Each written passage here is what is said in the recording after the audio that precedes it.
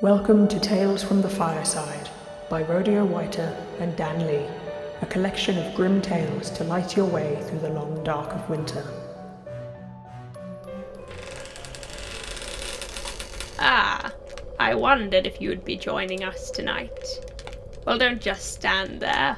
Close the door, shut out the bitter cold. Come, sit, for the story is just about to begin. It was now autumn. The leaves were brown and fragile and waiting to fall from the sleeping branches. Everybody had managed to dig out their old trench coats and scarves and had donned them ready for the cruel bite of the frost. The shops, of course, had been selling pumpkins and Halloween paraphernalia for quite some time now, but it was getting to the time when it felt right. It was exactly 1 week before Halloween, which fell on a Friday this year. A lot of people hated this holiday. Quite often in England you would find people complaining about Halloween, saying it's a stupid tradition brought over from the States, or, oh great, that means we have to get sweets for any trick-or-treaters. Lucas, however, loved this holiday. He couldn't understand why everybody was so against, well, having fun and just enjoying what gifts autumn brought with it. Lucas had always loved the autumn and winter months. He would often enjoy quiet nights in with his girlfriend, Melody, cuddled up in their blanket on the sofa, watching one of their favourite rom-coms, or maybe taking an autumn walk through the park, where they would talk about their future, their hopes and dreams. Never would 1 ounce of negativity be uttered during these excursions.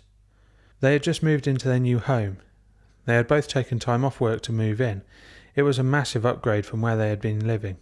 There were no leaks in the roof, no neighbours banging on the walls 24/7, and no horrible green carpets that looked like they were from the bad part of the 70s. And this house had a garden, a place where Melody could grow all she wanted, and a place where Lucas could try and take an interest. He liked cooking with all the things Melody grew, but he didn't really have the patience to grow them himself. He was one of those people where if he did want to do some gardening, he would need supervision. They had been in their new house for a few days now. Everything had been unpacked. Well, everything of Melody's had been unpacked. Lucas still had a few hundred CDs to deal with, but he wasn't in any rush, mainly because he didn't know what he was going to do with them. So hopefully Melody would get tired of tripping over them and help. So with everything unpacked and in its designated place, they soon realised that their new house, their great next step through life, was looking a bit empty. The combination of white walls and ceilings, along with the light-coloured wooden floor, gave the impression that it was actually quite a big space. It was too big for what they had. 1 2-seater sofa, an 18-inch TV, now looked quite frankly a little bit sad in a room that could easily fit a small gathering within its walls. Lucas had also made a home for his 15-inch limited edition Leatherface figure on top of the mantelpiece, which made Melody very uncomfortable. Not because it was a figurine of a serial killer, but because it looked so lonely, and the thought of feeling sorry for a serial killer because it was lonely felt a bit odd. Early the next morning, well, early for a day off, the pair stood in the sitting room, still in their pyjamas, looking around while Lucas was finishing his cereal. "Well, there's only one thing we can do," said Melody. "What's that?" asked Lucas. "We need to buy more stuff," replied Melody with a knowing smile. Lucas could almost hear the coins being taken out of his bank account, but he also thought of that phrase, more stuff, could also encompass a bigger TV and a PlayStation, so who was he to argue? The pair got dressed, Melody a lot quicker than Lucas, but they got dressed and headed out with one goal in mind, to get more stuff. They went to all the usual places, department stores, electronics stores, second-hand stores, trendy interior design stores that actually sold the same as the second-hand stores, just at quadruple the price, and even the garden centres. Garden centres were what Lucas hated more than any other shop. If they were actually garden centres, then great. He would enjoy walking around while Melody told him all about the different plants and flowers. But he didn't like what they had turned into. He believed that they had turned into a hub for the pretentious middle classes to congregate just so they could say they do gardening, but in reality they wouldn't know a petunia from a pitchfork. Gardeners that don't get dirty, he called them. Over the day's shopping they had managed to get more ornaments, more pictures and more general stuff to fill their new home. Lucas had even gotten a bigger TV and a new PlayStation. He thought it a good idea to wait until they had gone off on their own to get these. They couldn't wait to get home and start decorating. Both of them were starting to get quite hungry now, so they decided to grab something to eat in one of the bistro pubs they passed while shopping. This would also be a great place to reconvene, debrief, and compare their finds. While waiting for the first course to come out, Melody opened the bags and showed Lucas what she had bought. From new kitchenware to birch hearts hanging on strings, from a couple of old film posters to some new lingerie that she couldn't wait to show him when they got home. Melody had bought everything. Lucas, on the other hand, "Well, I found these." Lucas held up a stack of chopping boards, each labelled with a different item of food. "And I found this. I thought it was pretty cool. I know how you like ground coffee, and your favourite cup got broken when we moved." Lucas put down the chopping boards and held up a copper and glass coffee set. He was feeling a little embarrassed about what he had bought. "They're great! Where did you find them?" Melody asked. Lucas's embarrassed expression quickly turned into that of pride. "Did you get anything else?" Now, he had been thinking about this all day, how to tell Melody that he had bought a brand new TV, sound system and games console. He came to the conclusion that he would tell her in a playful and kind of cute way in a hope that she wouldn't even think about how much it would cost. "Well, I kind of bought a couple of other things too. They're going to be delivered tomorrow." "Oh, and what are they?" asked Melody again with that knowing smile of hers. "Well, you know I said I would like a good sound system." "Yes," replied Melody. "Well, I bought a TV and a games console to go with it." "Cool. What games did you get?" "It's just..." "What do you mean?" "I mean, what games did you get?" asked Melody again. Lucas was totally lost for words. He was almost expecting to have to go back to the shop, cancel the order and get their money back. "I knew as soon as I left you would run off and buy them. I don't mind. I just hope you bought an extra controller for me." "Of course I did." Lucas realised he might have to go back to the shop and buy a second controller. The waiter brought over their orders and they dug in. It was only with that first bite they both realised how hungry they actually were. They hardly spoke throughout the meal. Afterwards they decided to head back to their house. Lucas, of course, still thinking he needs to get that second controller. "If you go back, I'll catch up with you there. I just remembered I meant to go to a shop for, something else." "Sure, no problem." "Could you get me a purple one?" Lucas looked again lost. "The controller. If you could get me a purple one, that'd be great. But don't be too long. I have a surprise for you." Melody held up a bag, one of those classy paper bags associated with designer shops. This one happened to be from a very fancy lingerie shop just around the corner. Lucas replied with an embarrassed nod and a smile. They kissed and went their separate ways. He went back down the street and just managed to get to the electrical shop before they closed and bought that purple controller that Melody wanted. On his walk back, he passed an old antique shop. Lucas thought to himself that he doesn't remember ever seeing this shop. Maybe he just never noticed it before. They certainly did have some very interesting things in the window, though. Not the usual boring dark brown furniture you would usually find in an antique shop, but interesting things. Objects that looked so out of place anywhere they somehow kind of fit. Leaning up against a black and white clockwork globe, encased in a black and gilt frame, was a painting. A painting of a man walking towards the viewer, and behind him a crowd, following, but their faces were very blurry, some more than others. The man at the front seemed to have those eyes that follow you wherever you go. He was also leaning on what looked like a stick or staff, or maybe even a spear. Lucas wasn't quite sure. The painting, as far as fine art goes, wasn't actually that good. But maybe it was this that drew Lucas to it. He couldn't take his eyes off of it. He seemed to notice something brand new every time he looked in closer. He couldn't help it. He was captivated by the painting, and it wouldn't look too bad in the sitting room. He went into the shop and walked up to the counter. The shop had a very modern and friendly feel to it, mainly white walls scattered with more fascinating objects. It took Lucas quite a while to get to the counter because he kept getting thrown off course by more and more obscurities. There was no one at the counter, and being British he didn't want to ring the bell, so he waited for a while. When he finally brought himself to ringing the bell, it shattered the silence of the shop with one swift blow. Suddenly the welcoming store felt like a malevolent beast staring at him. "Hello?" Lucas jumped and span round to face the newly materialised being.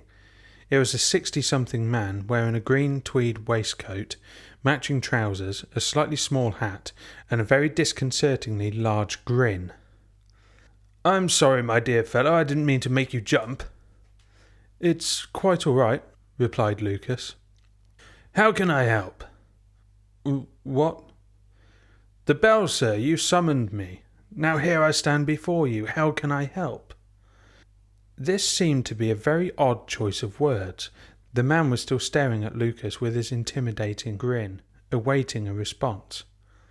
"Yes, I was interested in that painting in the window, the one of a man in front of a crowd," said Lucas with a nervous stammer to his voice. "The Piper's Parade?" The what?"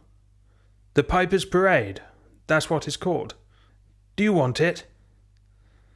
"Yes, there's something about that painting that just grabbed me." "Yes, it does that. I'll just grab it for you." "How much is it first?" Lucas asked. He didn't want the old man to get the painting and then come back with it only for him to say it was too much. Lucas thought he was being nice, but at the sound of this question, the man's grin dropped into a brief frown before rising into a grin again. "For you, my friend, nothing. I've been trying to pass it on for some while now. Just promise you will take good care of it." "I will, thank you." "Good, because if you don't, I'll know." The man vanished towards the front of the shop and reappeared again with the painting under one arm.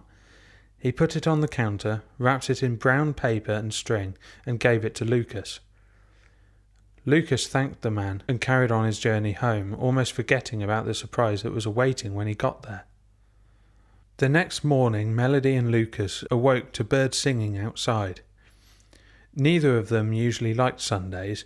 In their opinion, they were always boring and somewhat morbid, but this Sunday was different. This Sunday they were getting their new entertainment system delivered, and they had loads of things to arrange and place around the house. Of course, followed by a what shall be well-deserved drink at the local pub. They may have spent the entire day arranging their house, however now they have it how they want it. Melody had even helped with the CDs. One thing remained before that well-deserved drink: the painting. Melody actually quite liked the painting. She said it would be a good addition to their bedroom. Lucas wasn't so sure.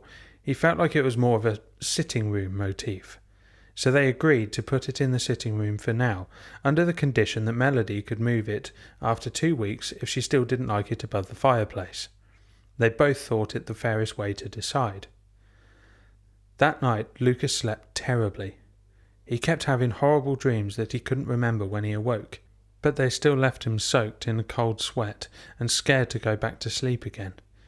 At one point, roughly 3 a.m, Lucas went to get a glass of water. Passing the painting, he noticed something out of the corner of his eye. The man carrying the stick seemed to have got bigger. No, it couldn't be. It must be a trick of the light, thought Lucas. So he carried on to the kitchen to get his water and went back to bed. Monday. From sheer lack of sleep that night, Lucas felt really ill. He certainly wasn't going to go to work. "I'm going now. Call me if you need anything." Melody kissed him on the head and made her way to work. Lucas spent another few hours snoozing. but having spent the entire morning not quite asleep and not quite awake, he thought it best to get up and do something. Maybe that would wake him up. He sat down in front of his new TV, turned on some sort of chat show, and fell asleep before the guest could argue with the host about who was caught in whose bed. Lucas suddenly woke to the sound of the door. He looked at the clock above the TV. 5 o'clock already. He had been asleep all day. He did feel pretty good, though. Melody came into the sitting room, carrying a Chinese takeaway. An easy night, not cooking, and sat in front of the TV. That's what Melody had in mind, and Lucas wasn't going to object. They were both fans of a good murder mystery, and tonight was the UK premiere of The Harrow Hauntings, a docudrama that was released in America about a year ago, but never found its way into English cinemas. About halfway through, the camera crew took to the streets and started interviewing the townsfolk. Lucas thought he recognised them. He looked over to Melody, but she seemed to be asleep. He moved closer to the TV to try and get a better look. He had seen them before, but he couldn't remember where. After rewinding that part 4 times, he suddenly realised that they were the faces from the crowd in the picture. He paused the TV and jumped up to the picture. Staring intently at the painting, he recognised them. The butcher, the mechanic, the baker, all there and present in the painting and the TV. Lucas woke Melody up. Stirring, she made some indiscriminate noises and agreed with Lucas. She didn't, of course, know what she was agreeing to, and Lucas didn't know either. He carried on trying to wake her up, and when she was conscious enough, he pointed it out. "Can you see?" he said, his eyes writhing with fear. "Can you see the townsfolk? They're there in the picture. The crowd is the same as this one." He was pointing so quickly between the 2 images, it made Melody dizzy trying to keep up. "What are you talking about?" said Melody, still half asleep. "Look!" Lucas attempted to take the painting off the wall, but with no luck. His attention immediately switched from trying to wake Melody up to what the hell is going on. He tried again to take the painting off the wall. Nothing. It was like a permanent fixture. "Melody!" he shouted. "What? What is it?" she replied, awoken in alert. "Melody, look!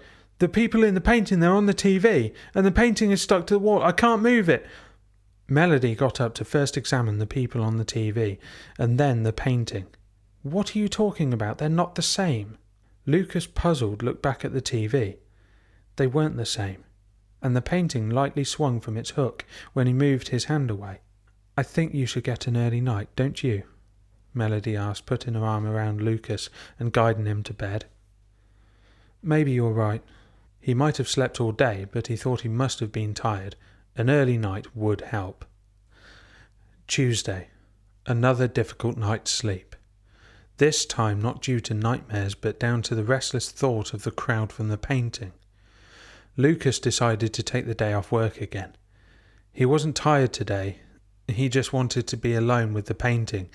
He felt that that's what he had to do. Melody went off to work, leaving him alone. He had already decided on making Melody dinner tonight, as a way of saying thank you. But that was tonight. The painting was now. Lucas went into the sitting room and squared up to the painting. The man still stood there, waving, mocking. The crowd were there too. The man seemed to have a smile on his face, something that Lucas hadn't noticed before. Lucas tried talking to the painting, looking around the back, flicking through the TV channels to see if any of the characters would turn up. Nothing. Lucas needed some fresh air. He thought now was a good time to head down to the shops and get the ingredients he needed for later. Off he went, leaving the smiling man and his followers behind. Lucas also thought it would be a good idea to call into the shop where he got the painting and try and speak to the owner. When he got there, the shop was closed, with no sign of sentient activity. It looked like it had been closed for some time. Cobwebs covered every surface, and dust so old it had stained the furniture. It didn't look like this a couple of days ago, thought Lucas. He couldn't do anything. It was closed. He carried on to the shops. First stop, the butcher's. 2 lamb chops, please, said Lucas to the friendly but slightly overbearing butcher. Lucas waited for the man to come back with the meat. He was looking around the counter full of different cuts and joints, all giving him ideas of what he could cook tomorrow. Sausage and mash, steak and chips, or maybe even as exotic as a lamb tagine. So many possibilities. He could use belly slices, cheeks, calves, thighs, fingers, tattoos or no tattoos, piercings or no piercings. So many options, but all of it looked so good. Flomp. The lamb chops were slumped onto the counter in front of him. Lucas, reeling back from his temporary suspended reality, looked at the butcher in complete shock. "Anything else for you, mate?" No thanks." Lucas grabbed the lamb chops from the counter, paid, and left the butcher's shaking, trying to hide the odd tear that was welling up. He rushed back home. He didn't want to be around anyone right now. He just wanted to cook Melody dinner. Later on that day, Melody came home to the most welcoming smell. When Lucas heard the door, he came to greet Melody with a smile and a kiss. "Something smells good." "Tonight we have lamb chops with mashed potatoes, seasonal greens, and onion gravy. How does that sound?" "Perfect." Melody threw her arms around Lucas and kissed him again on the cheek. She went off upstairs to get changed into something a bit more comfortable, and Lucas proceeded to lay the table, light the candles, and dish everything up. They dug in. "Wow, this is lovely," said Melody. Lucas smiled and nodded, chewing on a piece of lamb. He kept chewing on it. He chewed on it even more. A metallic-tasting liquid oozed its way into his mouth. He still chewed on it. Then a crunch. Maybe a bone? He spat out the piece of meat, and there, staring back up at him, was a tattoo of the man waving. Lucas jumped from the table, throwing the plates everywhere. Melody shouted something, mainly out of fear, but Lucas couldn't hear. He backed into the corner of the kitchen in fear of what he had just been chewing on. Then he stormed into the sitting room and tried to take the painting off the wall. Again, it wouldn't move. He rushed back over to where the dinner had landed on the floor. "Look, I'll show you. There's a tattoo somewhere of that man." Lucas was furiously looking through the scattered bits of lamb and vegetables. "Where is it? I know it's here somewhere." Lucas's hand was covered in mint sauce and gravy, but he was determined to find this tattoo.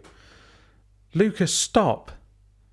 Melody's scream suddenly overshadowed anything he might have found in his dinner. "I'm sorry," he said, now feeling quite ashamed. "It's okay. You've had a hard couple of days. Why don't we go into the living room and watch some TV?" Lucas hated it when Melody called the sitting room the living room. Even now he still flinched, but he decided that under the current circumstances, maybe it wasn't such a good time to say anything. "Okay," he replied in a quiet squeak. Wednesday. Lucas must have missed Melody going to work. He woke up, looked at the clock, 1 p.m, yet another day off work. Today that painting was going. He didn't know where or how, but it was going.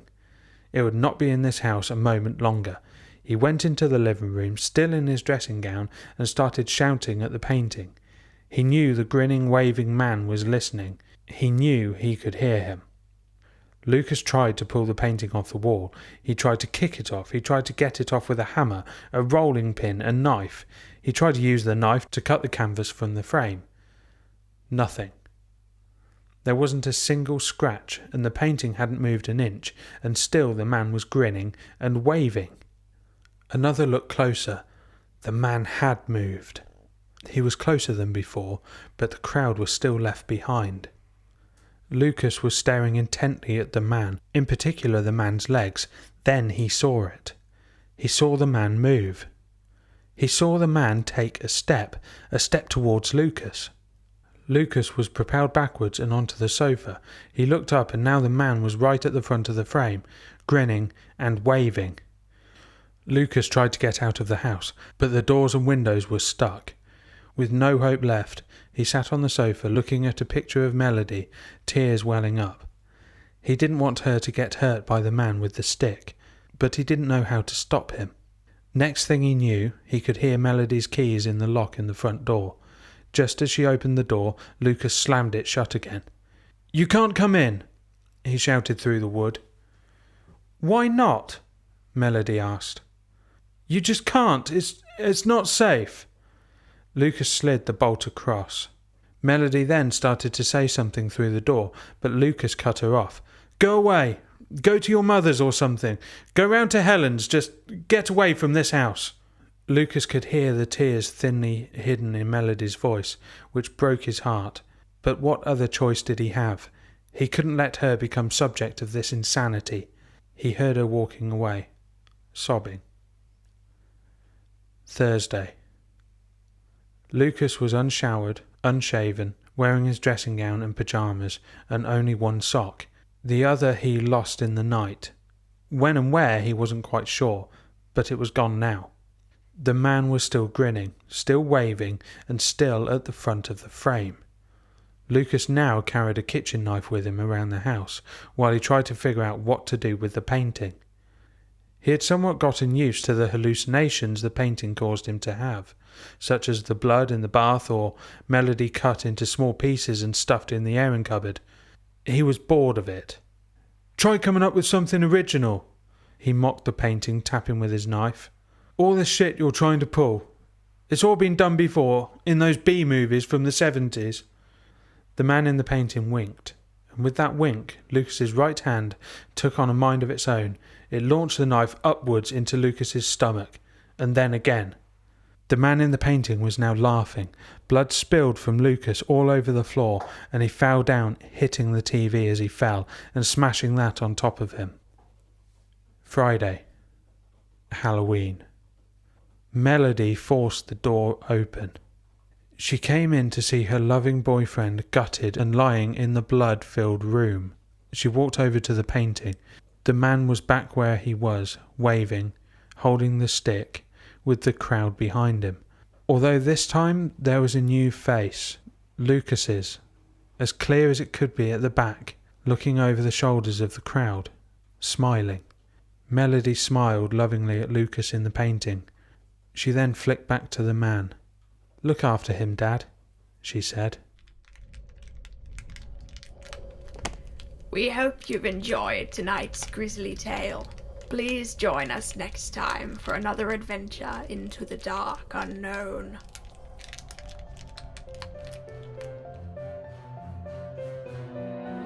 Thank you for listening to Tales from the Fireside, written by Rodeo Whiter and Dan Lee, and produced by RODEAX.